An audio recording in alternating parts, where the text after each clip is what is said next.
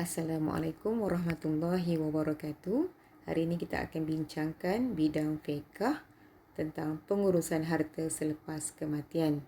Tajuk ni sangat penting ya, kerana selepas kematian harta perlu diuruskan ya sesegera mungkin. Okey, jadi untuk unit 1 ni Ustazah akan bincangkan wasiat dalam Islam ya. Dan di akhir pelajaran nanti Ustazah harap kamu boleh mengetahui maksud wasiat, dalil berkaitan wasiat, cara menguruskan wasiat dan akhir sekali hikmah wasiat. Baiklah, kita lihat dahulu apakah yang dimasukkan dengan wasiat. Wasiat ialah ikrar yang dibuat oleh seseorang semasa hidup untuk mengagihkan harta selepas kematian menurut hukum syarak. Hukumnya ialah sunat. Okey, kita lihat dalil nakli yang pertama.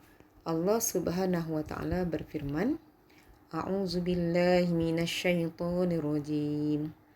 Kutiba alaikum iza hadara ahadakumul maut in taraka khairanil wasiyah lil walidaini wal aqrabina bil ma'ruf haqqan 'alal muttaqin.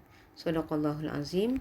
Suratul Baqarah ayat 180 yang bermaksud, diwajibkan atas kamu apabila seseorang daripada kamu hampir mati.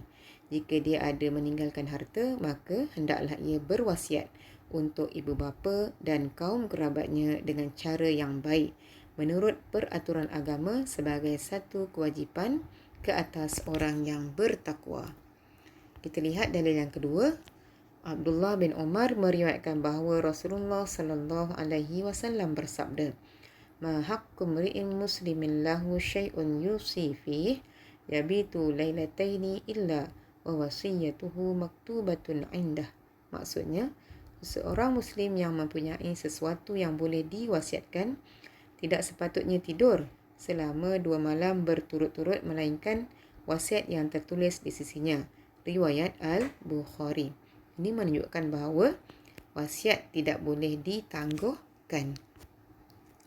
Okey, seterusnya kita lihat galakan berwasiat. Jabir bin Abdullah meriwayatkan bahawa Rasulullah sallallahu alaihi wasallam bersabda, Man mata ala wasiyatin mata ala sabilin wa sunnatin wa mata ala tuqaw wa syahadatin wa mata maghfuran lah. Riwayat Ibnu Majah, yang bermaksud, sesiapa yang mati dalam keadaan berwasiat, maka dia telah mati di jalan Allah Subhanahu Wa Taala dan sunnah Rasulnya, mati dalam keadaan takwa dan syahid, serta mati dalam keadaan diampuni dosanya. Ya, jadi itulah antara kebaikan berwasiat. Okey, seterusnya kita lihat cara pengurusan wasiat. Yang pertama, harta yang diwasiatkan hendaklah dikira sebaik saja kematian pewasiat. Okey, yang kedua, harta yang diwasiatkan tidak melebihi daripada 1/3 daripada keseluruhan harta.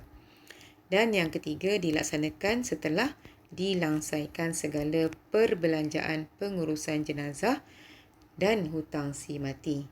Okey, kita lihat ya, perbelanjaan pengurusan jenazah ni termasuklah ya dari segi memandikan jenazah, mengkafan dan juga pengkebumian jenazah ya, termasuklah orang yang menyangkul itulah ya. Dan yang keduanya, hutang si mati. Hutang si mati juga kena laksanakan terlebih dahulu sebelum ya kita uruskan wasiat. Okey, hutang ni termasuklah hutang dengan seseorang, hutang di bank ataupun hutang berkaitan zakat ya. Sekiranya si mati meninggalkan duit yang banyak ya di bank, lepas tu dia tak sempat ya nak uruskan zakat, maka waris hendaklah ya langsaikan dia punya zakat ya, sebab zakat dia pun termasuk hutang. Okey, seterusnya, jika si mati ya ada hutang puasa, hutang puasa dan dia tak mampu untuk mengqadanya, maka hendaklah dilunaskan fidyahnya. Okey, jadi fidyah tu pun salah satu daripada hutang si mati yang perlu diuruskan ya oleh waris. Baiklah, kita lihat seterusnya syarat sah wasiat. Okey, dari segi pewasiat, yang pertama berakal, yang kedua baligh, yang ketiga sukarela, dan yang keempat merdeka. Okey, seterusnya penerima wasiat. Yang pertama, diketahui dengan jelasnya sama ada individu tertentu atau organisasi. Tidak sah wasiat secara umum. Okey, individu tertentu ni contohnya macam anak angkat, ya. Organisasi ni contohnya pusat kebajikan, rumah anak yatim dan sebagainya, ya. Jadi tak boleh wasiat secara umum, ya. Mesti ada, ya, individu tertentu ataupun organisasi tertentu. Okey, yang kedua, masih hidup, ya, tidak sah wasiat kepada orang yang telah mati. Yang ketiga, mempunyai kelayakan untuk memiliki dan menguruskan harta. Tidak sah kepada janin dalam kandungan yang belum dilahirkan. Okey, seterusnya harta yang diwasiatkan. Yang pertama, harta yang bernilai. Dua, harta yang boleh berpindah milik. Dan yang ketiga, harta yang harus dan bukan yang haram. Okey, seterusnya kita lihat syarat sighah. Yang pertama, lafaz wasiat boleh digunakan sama ada jelas atau kiasan. Yang kedua, penerimaan wasiat berlaku selepas kematian pewasiat. Okey, kita lihat contoh wasiat. Yang pertama, lafaz yang jelas. Kata Ali, aku berwasiat rumahku kepada Zaim selepas aku mati. Okey, yang kedua, lafaz secara kiasan. Kata Ali, hartaku ini untuk Zahid beserta dengan niat wasiat. Okey, kita lihat pula pembahagian harta wasiat. Majoriti ulama berpendapat bagi orang yang meninggalkan anggota waris, kadarnya tidak lebih daripada 1/3 harta berdasarkan hadis. Ya. Sa'ad bin Abi Waqqas meriwayatkan bahawa aku telah berkata kepada Rasulullah sallallahu alaihi wasallam, Ya Rasulullah, ana zumalin wala yarisuni illa ibnatul li wahidah. Afa atasaddaqu bisulusai mali? Qala la. Qultu afa atasaddaqu bisyatrih? Qala la. Qultu afa atasaddaqu bisulusih? Qala as-sulus. Was-sulusa kathir. Muttafaqun alaih. Yang bermaksud, wahai Rasulullah, aku mempunyai harta dan aku tidak mempunyai waris kecuali seorang anak perempuan. Bolehkah aku mewasiatkan 2/3 hartaku? Rasulullah menjawab, tidak boleh.